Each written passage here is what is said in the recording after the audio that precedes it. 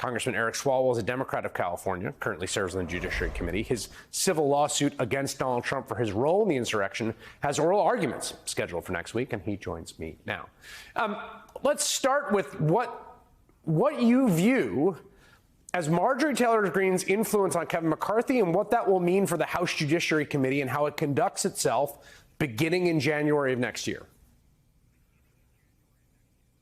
It'll become the land of misfit toys, a vessel state of MAGA nation, Chris. And as I just listened to your intro, I mean, just imagine if you were dropped on, Earth from another planet, and this is what you were exposed to. You would say, what the hell is going on? This is a political party that, is seeking to help the American people, and this is their focus. And Chris, I'm the son of two Republicans. I married a girl from Mike Pence's hometown. I've been around Republicans most of my life. They believed in, small government, low taxes, get, the government out of, your life. That was what I was raised with. And these guys just are so focused on owning the libs, at what cost, maybe even anti-Semitism. And so, yes, that's what the Judiciary Committee will become. It'll just become, a place of absolute chaos. It won't address what they promised the voters, to lower the cost of gas, groceries, take on crime. It's just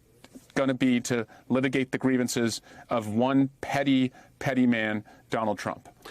They have already signaled that some investigation, some kind of counter investigation of the January 6th investigation. This was the news today, and obviously this is a sort of go-to move. This was what the Durham special counsel, the Justice Department, was all about, counter investigating the Russia investigation. What do you make of that? I guess, are you worried about that, or do you view that as fundamentally such a political mistake that it ends up being kind of self-defeating?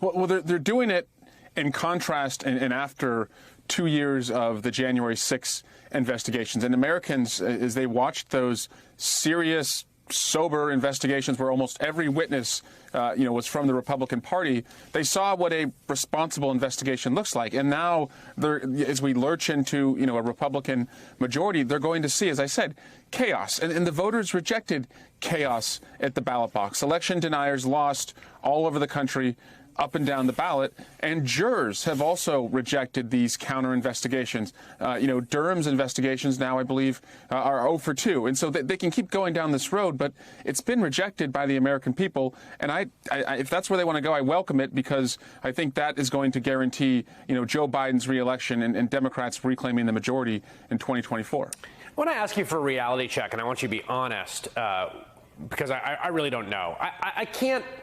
Marjorie Taylor Greene right now is playing this role in which she's whipping votes for Kevin McCarthy. Behind closed doors, she's extracting promises. She wields some kind of leverage at this moment. Obviously, she has an incentive to make her own role seem bigger than it is.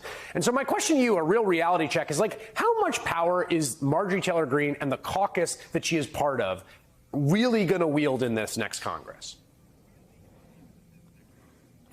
She's incredibly powerful, Chris, because the margins are so thin.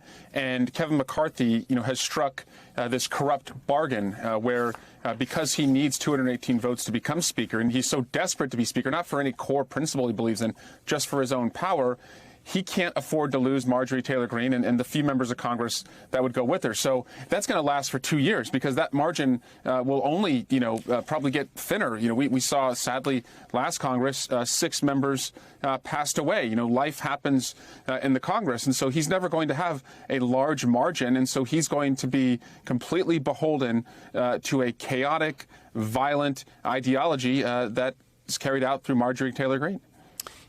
The question that's floated over our politics has been the accountability for the insurrection. What would be the mechanisms by which to bring that about? There was the committee. There are obvious criminal prosecutions that have happened of many of the people who were participants. There's an investigation now with the special counsel and the president. You have this lawsuit that is another tool in the toolkit for sort of bringing to account what happened and holding people responsible. It now is going forward, and that wasn't always clear in terms of its legal foundation and theories. Explain to me what the next step in that lawsuit is.